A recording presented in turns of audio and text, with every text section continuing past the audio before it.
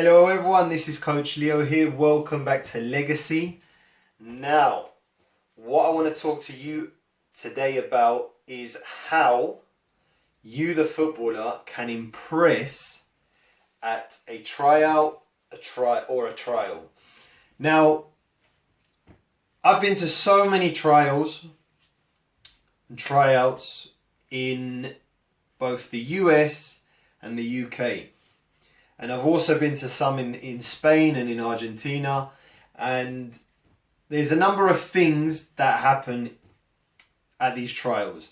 Apart from coaches observing players and trying to spot which player is the best, in terms of the body language of players, there's a number of trends. And the number one trend is a lot of players arrive to a tryout with their heads down and very, very tense. And that's because they're lacking confidence and they're nervous, which is normal. Because whenever people are put into environments that they have to test themselves, it can be a nerve-wracking moment. But what I want to give you today, 3 tips on how you can improve and impress your coaches on the day of the tryout. So, the number one thing you want to do, and you can go to loads of tryouts, and this is the same trend. A player arrives, head low, looking at the floor, very tensed, shoulders dropped, and no eye contact. The reason why players do this is because they are waiting for a coach or the person evaluating them to spot them and acknowledge them. Now, I'm a coach, and when I'm put in an environment with 30 plus players, it's very hard to acknowledge every single player. And what happens is the coach's attention usually gets focused on players that are either very, very good or very, very bad. It's the middlemen, they never get any attention put onto them. So the first thing you want to do when you arrive at a tryout, first thing I would do is introduce yourself to coaches.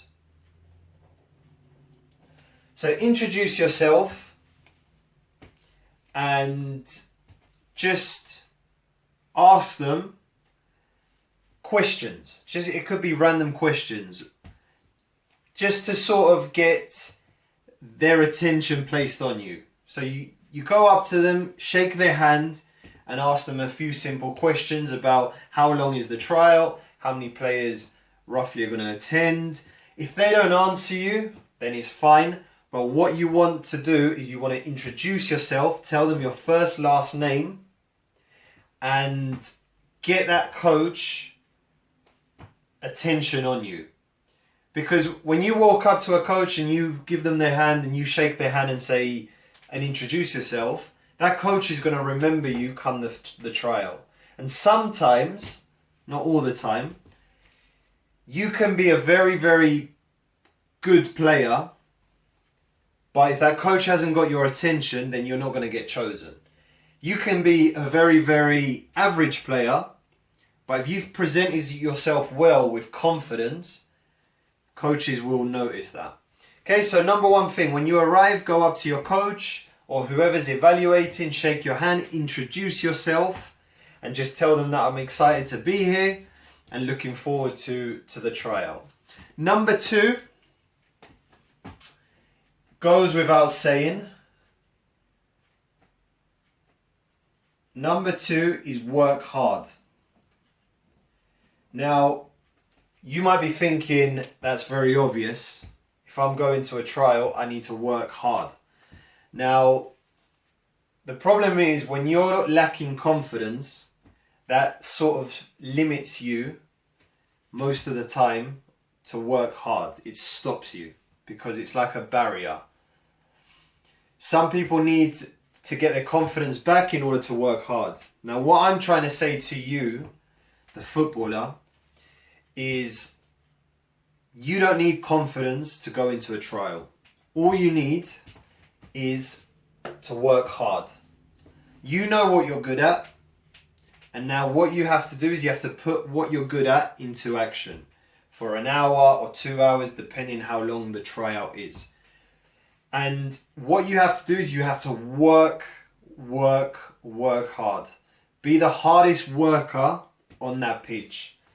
If it means closing players down when you're maybe not supposed to, close the player down.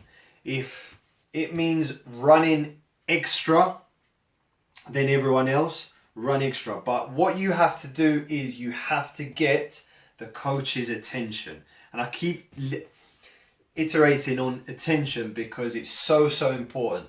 When you're surrounded by 20 plus players and 1 or 2 coaches, you need to be the coach needs to have their eyes on you. So number 1, you've already grabbed their attention, you've introduced yourself, you've been polite. No one else will do this, and I will be very surprised if any player does this.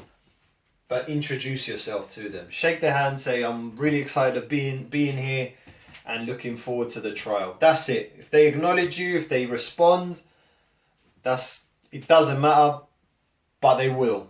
Because you've introduced yourself, you've been polite. Second one, work hard. Be the hardest worker on the pitch. And make sure that when you're working hard, you are working hard with confidence. And that means that you're doing things that you might not feel comfortable doing. So for example, if you're asked to play in defense, make sure you're working hard in defense. If you have a little bit of knowledge about how to defend, what's your good good standing position, how to intercept, etc., put it into practice. Okay, because coaches will notice that. So if you're maybe a bit more attacking minded, but in that moment you've been asked to play in defense, do it confidently. Smile, and when you get put into that position, make sure you're doing it with lots of heart and working as hard as everyone else. The third one is be a leader. Now, being a leader means you're that player that's standing out from everyone else. You're that player that's encouraging everyone else, making sure they're okay, patting them on the back, telling them well done. When someone's made a mistake, tell them, don't worry, head up, we'll go again. Now, you might think coaches only focus on the technical side of the game, especially when they're evaluating players. Now, I can tell you, being a coach myself, the technical side is only a very minimal area of evaluation that coaches look at. What a lot of coaches look at now is the mental side of the game, the confidence, the hard working. Is he a leader? Is he going to make a difference on my team? Is he going to be a good role model at the club? Can players look up to him? Is he going to be the right fit? These are all the questions that coaches, scouts, evaluators all have when they're observing a tryout and looking for players to add to their squad. So being a leader is always encouraging, being positive, working hard. Okay, you can be a leader by being the example, by working hard, by running it more than everyone else, defending when you shouldn't be. Okay, So these are 3 simple tips that I feel, having attended and run tryouts myself, if players come to me and present themselves doing these 3 things, they have a very, very high chance of getting picked onto the team or the club.